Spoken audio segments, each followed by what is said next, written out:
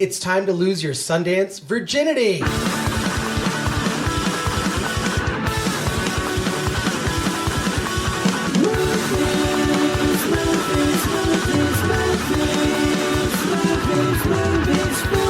Welcome to the Film Threat Podcast. I'm Chris Gore, joined by the Film Threat team here in Park City, Utah, which I'm sitting actually with three Sundance virgins. Three Sundance virgins, including Anthony Ray Bench. Yeah, that's me. Yeah, Anthony's here. Matthew Passantino. Barely. Hello. Matthew Passantino. You can read his reviews on the Film Threat website. And Tom Bennett. All the way from Boston. All the way from Boston. My friend, doc filmmaker. His first time at Sundance. And you guys are Sundance virgins. So for a second, let me just tell you my first Sundance experience. It was a much different Sundance. Oh my God. Joe Carnahan, actually, who was sort of this up-and-coming filmmaker at the time. This is like 1996 or 7? Yeah, you've been saying 7 all day. 97. I only say that because I have an old sweatshirt that says Sundance 97, and I still have it to today. So Joe Carnahan was friends with another buddy of mine, Leon Corcus. And Leon's like, hey, you should go to Sundance. I'm like, all right, I'll go. And it's like, well, I don't really have a place for you to stay, but you can sleep on the floor of this condo. So Joe Carnahan was there with his wife and kids, and they got the master bedroom, and everyone else just slept on the floor. And I didn't care. Like, we all had like sleeping bags, and it was just a bunch of people on the floor. So things have changed since then. I mean, Sundance is a bigger festival. The premieres are... they're make or break. Now you've got streaming. There are brands. I mean, as we were driving down Main Street today, we saw all these brands. I mean, everything's about, there's the DirecTV Lounge, the AT&T Suite, it's everything. It's kind of like Lodge. Yeah. Yes, it's turned exactly into Comic-Con. But going around the horn here, like what are your guys' impressions as virgins? What do you expect to see, your expectations, and how do you plan to lose your Sundance virginity? How is that gonna happen? What I plan to see is I got a couple, like, I think might be like the big splashy ones I want to see, but then I'm going for some of the foreign and docs and like what? Like give us some. Tell us. I'm really looking forward to. So I didn't look up a lot of synopses. Synopses. Synopsi. I didn't look up just because I kind of want to like be surprised. But this one I did. It's like set in like one like confined location. It's called The Guilty. It's a Danish movie. I'm really excited for that one. And then a lot of us are talking about the Robin Williams one because I will just sit there and weep because Robin Williams is the best. Yeah. That documentary I think is a hot ticket. In fact, I tried to get one and could not. I'm going to a press screening. Right. Just any way to get to see it. I think, yeah. Yeah, Tom, what about yourself in terms of like, because I remember when I said this to you, like, I know it's on your bucket list. What do you think about going to Sundance? And you thought about it for a second. Like first times for anything are interesting, right? Because you always get the jitters. You're always afraid you're going to do something really bad, stupid, and you're going to make it. It's not. It's going to be like you're going to have this weird relationship with it going forward and stuff like that. So it's weird because like I've been to a lot of film festivals, but mostly smaller kind of. Not nearly as name. I think the biggest one that I've been to is the Camden International Film Festival, right? So this was really super intimidating because I just felt like the scope and the quality of the material and stuff was just going to be bigger and better than anything I've ever experienced, and just trying to get into the one, because when I went through the program and I started reading, what's the buzz. There was a lot of things to get excited about, but I couldn't get tickets for, some of the bigger ones. But I think I got a pretty good itinerary planned. So well, just to comment on what you said, I think it's really interesting because you really drew kind of a sexual analogy to that in a way, not even subtle about it. But here's where that's actually very insightful because I think the first time we can attest to that we all had sex. It was awful, right? It was just sort of like, is that, it's not, does anyone have a sexual experience where it's like, that was the greatest thing ever the first time I did it? No, because you have no idea. So I kind of feel like we've all seen movies before. But we've never seen movies, you know, when you're actually with someone that you connect with, where there's an intimacy, where you actually have feelings for that person, and suddenly sex is different in a way that you never expected, where it erases that first awkward time. That's what it's like seeing a movie at Sundance. It's like, oh my God, not only am I seeing a movie, I'm falling in love.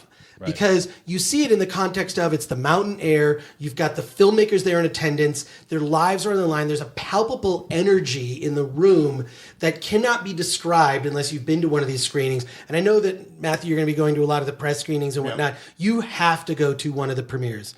I insist. I'm working on it. It's going to happen. So, and Tom, yourself, and Anthony, you need to go to that. In fact, well, you're going tonight, hopefully. So, yeah, I'm going to be at the... you as well. But like, it's like that. It's like, it's different. You see a movie in the theater, it's one thing, you pay your money, sit down, you're with a crowd of strangers, whatever. You're in a crowd of people that you're having a conversation.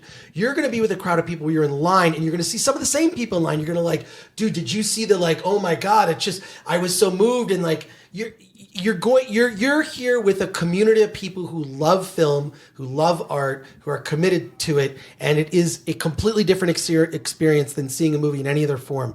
Anthony, what are your expectations for yourself in losing your so-called Sundance virginity? Well, I mean, first of all, it was a bucket list item of mine too. That's exactly how I put it too. Yeah, it's something I always wanted to go to. To be honest, driving around the street and just checking everything out, I thought it'd be a lot bigger, and that kind of put me to ease a little bit. Like, I think it's going to be like manageable, at least like walking from place to place a little bit more than I thought. Well, walking and or taking the mass transportation, the buses, which actually work great once you get to know the bus routes. Piece of cake. But as far as seeing movies, like I purposely, it's just like Matt said, like I barely looked at the synopsis. I looked. Well, I would defend that because if you read the synopses are purposely written to not tell you much about the movie, and I love that they do that. Yeah, I noticed that too. And the thing of it is that I wanted to try to get a sense of what the buzz that was building around the festival, but I didn't want to get too caught up in that. Yeah. But the other thing is the other thing I think that's intimidating about this experience for the first time is the mystique. It's like this is sort of the grandfather of all independent film festivals, at least in the U.S. I mean, there was other film festivals before this, obviously, but this is what got the whole independent movement started. The one that everybody talks about. Exactly. Everybody knows. And there's my grandma knows about what Sundance is. There's just a legendary kind of mystique around it. And you can't help but feel the hair on the back of your neck go up the first time you drive into Park City and start seeing all the excitement. So it's really cool. So you are actually, Anthony and Matthew, you're going to see your first screening at the Eccles Theatre. Yes. Okay, let me just first of all, I personally believe it's the best screening venue at Sundance. It's the largest screening room. The projection is fantastic. Delicious snacks may be had in the lobby. I recommend, it's interesting because when Roger Ebert was with us, and he's a hero of mine just growing up I just love Roger Ebert. He had a seat that he always sat in the back. He always sat in the same seat. It was like in the back, but kind of like this sort of slightly in. He had that was his seat. And it was never marked. It was never reserved for Roger Ebert, but everybody knew oh no, that's Roger's seat. But what was cool about it is he would sort of hold court after screenings. So you'd be walking out and Roger would sit there and he'd get in a conversation because somebody either disagreed with him or had a point to make. And Roger'd be just passionately discussing the film. And so you could always, just sort of walk out of the Eccles and he would be there. So it's kind of sad that he's no longer with us. But I will say, did they do some kind of memorial with that chair? Or? I'm not sure, actually. They should. I'm not sure. I should inquire. But I would suggest that in the Eccles, it's one of those theaters that this is so smart where they put the distance between the front row and the actual screen is large enough that if you sit in the front row, you're not craning your neck to see anything. And additionally, the talent, the filmmakers, producers, people involved will all come to the very front for a Q&A. So I do suggest that if you get seating, try to get front row to slightly to the right of the screen, and you'll have a great seat for the Q&A after. And I just, Eccles is one of my favorite. And also, it's one of the ones where I've gotten the most conversations in line. So when you're waiting for screenings, which I can't wait for the for the Mr. Rogers documentary. Yeah, that's going to be some fun, Yeah, we got fun tickets times. yes, that is going to be a fun film for us to discuss. Because Mr. Rogers is part of everybody's childhood. Like, I don't know one person that just doesn't have a fondness for that character. I have a T-shirt that it's got Fred Rogers and it says "I wore cardigans before they were cool." It's like one of my favorite T-shirts. But it's interesting, just sort of like, this is my first time back at Sundance since 2013, and just walking through, I ran into David and Nathan Zellner, the Zelda Brothers, who made one of my favorite short films. It's probably on YouTube, so I'll just tell you the name of it. It's called Foxy and the Weight of the World. And in the entire short film, it's a guy who's kind of a brute and kind of he's just a jerk who is dying, and he's giving his dying words and giving his life advice to his very cute dog as he's dying. That's the whole movie. And it's one of the best short films ever. Never forgot it. The Zellner Brothers, as they're known. Sounds familiar. Do they have a movie coming up? Yeah, there's a movie coming. That's what I'm saying. They're here. They also have another feature film. So we'll talk about that. But in fact, we're trying to get the Zellner Brothers to be on the show. So rather get them to come back and talk about Yeah, we their courted movie. them. Yeah, we need to record them later. Yeah. Look, we're going to be doing this every day, right? We're going to be debriefing our experiences. So, but I ran into them. I ran into some other filmmakers who made one of the episodic Mortified. Yeah, that sounded really compelling. It sounded really interesting. And what's so I'm funny is excited to I check that completely out. forgot that I already talked to that producer of the episodic show Mortified, who got in touch with me because he heard, and this is, I had made like some weird Super 8 movies of my high school girlfriend, and they're like, now I look at them and they're humiliating and embarrassing to see. And he goes, oh my God, you got to like talk about it, and we'll show them. It's basically, he films a live show where people do things like read diary entries from when they were like 11 years old or whatnot. And I know the Poubelle twins, who are actually in the first episode they're going to screen. So it's really interesting that episodic has made it. We talked about Paint on the last episode. So it's interesting that episodic content has, made its way into Sundance. Well, you made the comment earlier. You thought it was really a function of the quality of episodic just kind of going up, right? So I mean, how many of us, our DVRs are full, or we have multiple subscriptions to? I just Hulu? stream. Well, that's what all I'm I do. saying. Yeah. Netflix, Hulu, you kind of got to have basic, right? Okay, because to get others, then you have to have HBO. Like, how many of these services do you have to have? It really is pretty much the same as what we used to pay. It's a matter of like, who's going to give me, like, for example, I have your Hulu code. Yeah. And then I'm going to give you whatever you have one of my codes, right? My You ain't HBO. giving me dick I'll yet. give you a code. I'll give you my movies anywhere. There's been no trade-off between there will this. be codes exchanged. But we're gonna Tom and myself and my buddy John Brandstetter, we're gonna head out to Main Street. We're gonna go to a couple of parties. If anything interesting happens, I'll record it. You guys are gonna go to the Eccles Theatre and see a movie. It's first night at Sundance. Because you guys are virgins, do we need nicknames? Do we need like a bad 80s? I've got to like lose virgin my nickname? Yeah, like Cherry and I don't know. It's like movie prom night. I don't know. movie prom night. Cheesecake, Hagrid, and Moneyman. I don't know what's my nickname. you and your Hagrid. What Hagrid? I don't know what. I'm just thinking of dumb nickname like Animal House, which is a movie that would never be made today. That movie would never. If you watch that movie Animal House, first of all, there's some stuff that just, there's some racist stuff in it that just feels totally off. And then the near date rape in it is also kind of that movie. There are movies that have not aged well. That's a whole other conversation that's been happening in town, because we ran into who did I run into from NPR? We were sitting at Wasatch Brewery and we were talking to a woman from NPR. Yeah. Nina Gray. Yeah. Nina Gregory. Nina Gregory. Nina Gregory from NPR just happened to be at the table next to us. She saw my bag because it had like my name on it, and she remembered Film Threat. So we got in this. Then the whole lunch turned into this whole conversation just about movies, what's happening, and like Harvey Weinstein will never come to Sundance again. He will never be here in Park City, and just sort of how things are different. But I'm excited to do check-in. So end of the night, let's do a check-in, and we're going to be doing this every day. We're going to be gathering material, interviews, party reports. I want to hear how the screening went. Wait, what movie are you guys seeing? I'm seeing The Private Life. The Private Life. Or Private Life. Just Private Life. Yep, I'm going with them. Yeah. You you can get snuck in. Matthew, I have faith in you. I have faith in you. I'll sneak you in my backpack. Just, Perfect. You know. And Tom, we may end up, it's weird because I like to have a plan for Sundance and then I like to just deviate from that plan. But we have specifically some parties, the Legion M Lounge. Yep. There's a Canon has a lounge that we're going to. There's a couple other people. Because I am a camera nerd. I love cameras. Yeah, like with that, we got to definitely check in. We got to see my buddy David E. Williams from Yeah. American Cinematographer magazine. You got a great guy who was a former Film Threat guy, like in the 90s. This is a guy who worked on the print magazine. The print magazine, as I have said before, to explain to some of our younger listeners, is just like the internet, but on really thin slices of wood. So, all right, let's reconvene. Let's reconvene. We'll talk movies and we'll talk how our evening went. And we're back from the screening of Private Life. Matt, what did you think?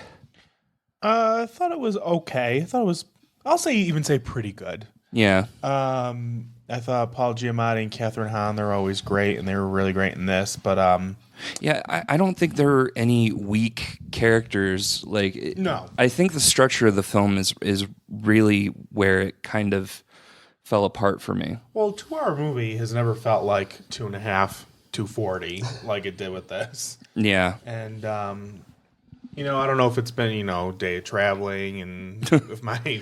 So once it gets on, because Netflix is distributing it, so once it gets on Netflix, I'd like to give it another shot and see what I think.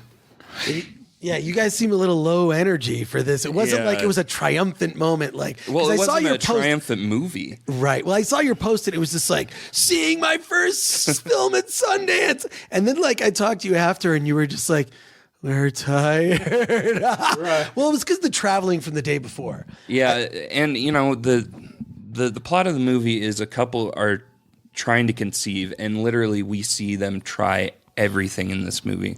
We see them try everything twice, and it gets repetitive to the point where, the audience is, I'm sure, supposed to feel exhausted and supposed to feel kind of drained like the characters they're watching are.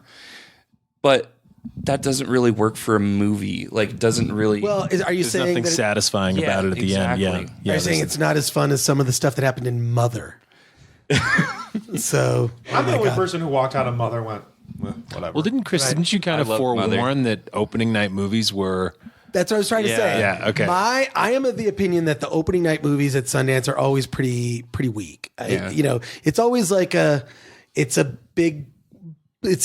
always going to have big actors in it, but it's also going to be something that's going to be on Netflix. Yeah, right. well, So that's what it was. It's a Netflix movie. exactly, which is great. Except I have Netflix, but I'm here in Park City, Utah. Yeah. So what is the best? It's the thing we talked about this actually on the drive here. I said, here is your biggest challenge for Sundance in Park City. And this is also something that, you could actually apply this to life is it's all time management. It's all time management is what is your best use of your time, right? Is it to see this movie that you can see on Netflix? Or is it one of those things where is it, to spend a time doing a podcast now? Because there was a choice. You were like, I'm going to write this review because the review's got to get on the website. But I'm like, or you could do a podcast. But I think Tom and I had a very different experience, which is why maybe we're a little more high energy. Mm-hmm. Is we went to this Legion M party at.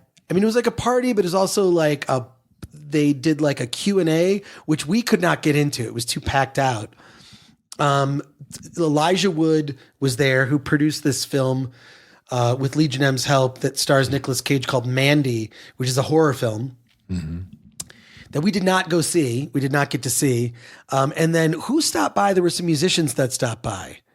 Was it at the beginning? Neon Tree. I must have missed Something. There was part of it. There were some musicians that we didn't get in until later, and we did see Nick Cage hanging off the balcony, or not hanging off. He was not hanging off. No, he was waving to people. He was It would have been better if he was hanging on. Yeah, it would have been much better. Like a monkey, just one arm. No, he seemed very gracious, actually. Yeah, no, everyone there was cool, and Legion M, I just love conceptually what they're trying to do with these fan-backed movies. The stories that the co-founder Paul Scanlon had about the community and how the community comes together around these things, the stories that he had about people even reaching out to help bring Sundance together with, remember the juice story that you had? And Right. Well, it's not like we're used to crowdfunding, right? Which is like people like, I'll contribute a little money to this movie. But You always say about crowdsourcing, what do you say? What do I say? Yeah, what do you say? You always say, like, Kickstarter is, how much money do you like me? Oh, yeah. Oh, that's right. I forgot I said that one. Yeah. How much money do you like me? But like, this is different because actually you get an equity stake. So you are investing in the movie. You have the potential to actually make money. And the average person, they said that like, you don't have to actually contribute money to the movies. You can just register on Legion M. But now it sounds like I'm doing a commercial for them. But they were saying that like, but it was really fascinating. I mean, there were some of the people that were there from the community and the way they talked about the place. Yeah, They were and some quite of the a passion people, for I don't know. Some of the people might be a little. There were a couple people that seemed a little off to me, but they're invested in the success of the project, not just from a financial standpoint, because the average investment is like $100. Everyone gives. It's like 90 or 95% of their 20,000 people in their community give $100 average. But oh my God, it was a great collection of people that are legit. One of the more interesting you talked about people that could just subscribe but not donate. He said that 90% of those people end up donating money at some point later. So yeah, that was a pretty fascinating statistic. Yeah, so it's a community they can constantly reach out to. It's not like just Kickstarter where it's a one-time thing. But in any case, it was a really interesting mix of like people in indie film who I knew, and then just like, I have no idea how you got into this party, what's going on. And oh my God, there was some just funny cast of characters. We met this one person, I don't want to go into detail, where she elaborated on a plan where she was going to do her own network and how radical this was. A podcast network, a TV network. She didn't even elaborate on what it was. Pretty much. It was like, The thing is, it would have been the downward spiral of that scene from Swingers where Vince Vaughn talks to the woman and then she begins to continue to talk and talk and talk. And he realizes he's caught in this conversation and the music from Jaws begins to play. If you remember the scene One of my favorite scenes of any movie. It's a great scene, but like we got caught in maybe 3 conversations like that, which were kind of funny. But it was a really good group of people, and I met up with Theo Shear, which I'm going to explain what our evil plan is. Oh God, this was a funny. Okay, So one of the things that I enjoy doing, which is a weird thing that only entertains me, is I like to make up a word. And when I say make up a word where no one, first of all, this is a total made up word, but use it in casual conversation all the time during an event like Sundance, hoping that by the time the event is over, that other people start using the word. So the word we came up with was JIMP, JIMP. And it's like, dude, that is so JIMP. Or I am so jimping out right now. That is jimped up. So we just started doing that, and it's like we just agreed that what we're going to do is, no matter what we're doing, we're in line for a movie. We are, talking to people. We're at a restaurant. We're getting coffee. Whatever it is, we will work into normal conversation. JIMP. It means nothing. We made up this. This is a stupid thing. Get it trending on Twitter, people. Yeah, hashtag JIMP. That's so JIMP. How do you spell it? JIMP. That's what you'll do. So, yeah. So as a first night, it was kind of quiet. I feel like you guys, we're like exhausted. But see, here's the one thing.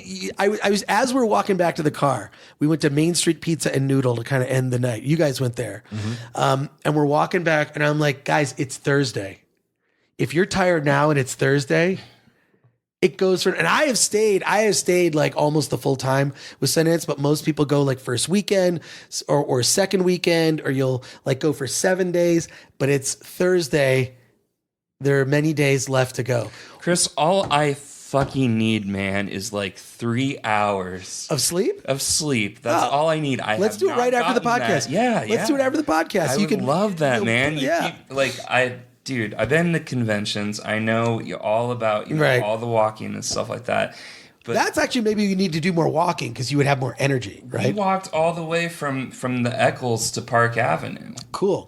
Like, What'd you think of the just to catch a Eccles? lift? What'd you think of the Eccles? The whole scene there. just thought that's what you guys were. yeah, That was okay. cool. We were looking for it. Okay, wait, so what'd you think of the Eccles? Like you guys' first time It in the smelled theater? really nice. Like, Why'd you say it smells because nice? it What is did. that? It smelled like it had this weird smell that was just very appealing. It's a beautiful theater. It is beautiful, and there was a good energy there with the crowd for the. They're kind of pumped, like opening night. Yeah. And the movie is pretty funny at moments, so it was a good vibe. So damn tired.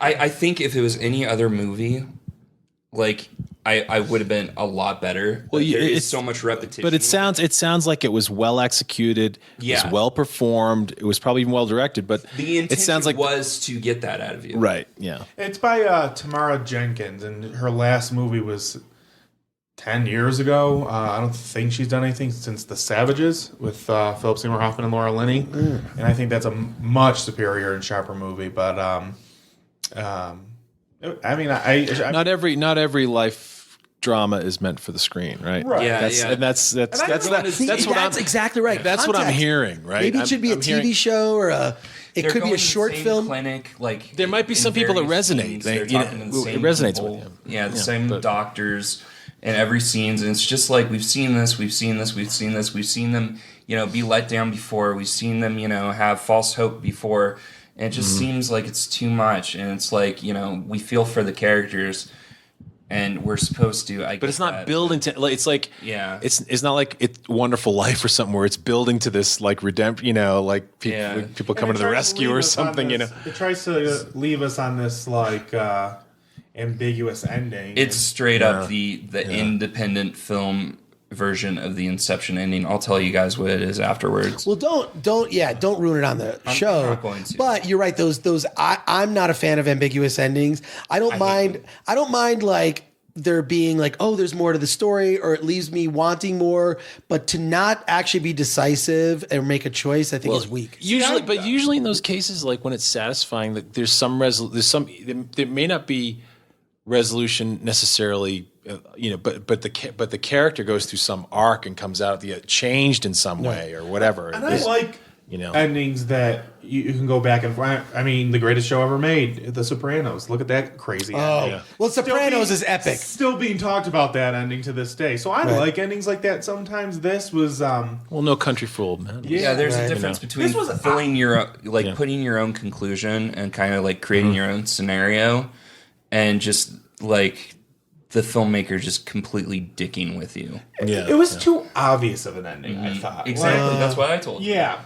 Well, the Sopranos ending to me is great. I mean, my interpretation, he got whacked. He got whacked. That's what happened. That's the most interesting one. It's the most interesting, and just the way it's played. Like, I love everyone's. Well, we could talk about that quite a bit. Been talking about It's it since like talked about. 2006 or Right, whatever went out exactly. there. yeah, it's crazy. Okay, so let's go around the horn here. And what is the best thing? Tell me the best thing of your first day and the worst thing. Let's start with you, Matthew. Best thing, I finally went to the Eccles, which I've always heard about. Cool. And the best thing, also going to bed. Okay. Is there any worst thing? Maybe there isn't a worst thing. Cool. Sitting on an airplane. All right, Tom. What about you?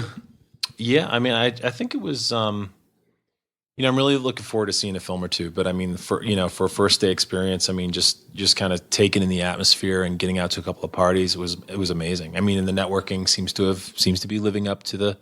What we'd hoped. I just always go with no expectations. Yeah, I mean, no worse things at all. I mean, it was great. Yeah. No one has a worst thing. I don't have a worst thing. You didn't Sitting even on an fucking ask airplane. me. Oh no! I'm saving you for last. Oh, wait a minute. I'm saving you for that. Oh, what's your worst thing? The network. In Oh, the go condo. no! Yeah, the worst thing may have been oh my god! Like just And the this, door that locked us out. right? The door. Yeah. Okay. Yeah. That was we a had trouble, condo we had there. trouble getting in the Condo condo. number. But Yeah. even like any worst thing that you could say right now is like if that is the worst thing, it's a great first day. And Anthony, what was your best thing about the first day at Sundance?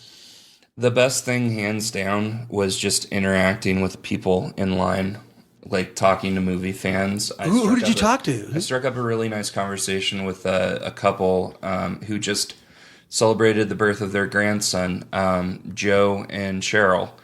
and they just struck up a conversation. We talked about film, we talked about life, we talked about skiing. They love skiing the mountain.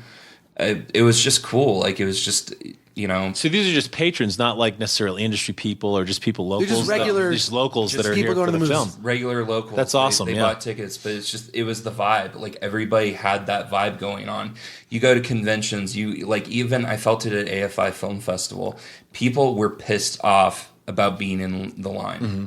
Like, I can't speak to the wait list because I had a ticket, but The volunteers kept a good energy down there. Yeah, and we the volunteers at Sundance spoke are to great. the volunteers. They were all awesome to us. Yeah, they did what they could to help us. But that was my favorite. You know, the theater was beautiful. I loved sitting in the theater, and like I said, I can't describe the smell accurately, but it was just a very pleasant smell. It had a pleasant smell. But I just loved talking with people about film, and that's what I love doing. And that is kind of actually the best part about Sundance overall is like, because I guarantee you when you're at the AMC at Downtown Disney and you're waiting in line, you're probably not going to be talking to people and getting all chatty in line. Although I will say this, I kind of do that. Before, though. I'll do that, but that's pretty much just me in any situation. Is I get chatty with whoever. You're chatty Cathy. I'm a chat. Like, if I'm in line at the grocery store, I'm chatty. I will comment on someone's bananas, but I don't know.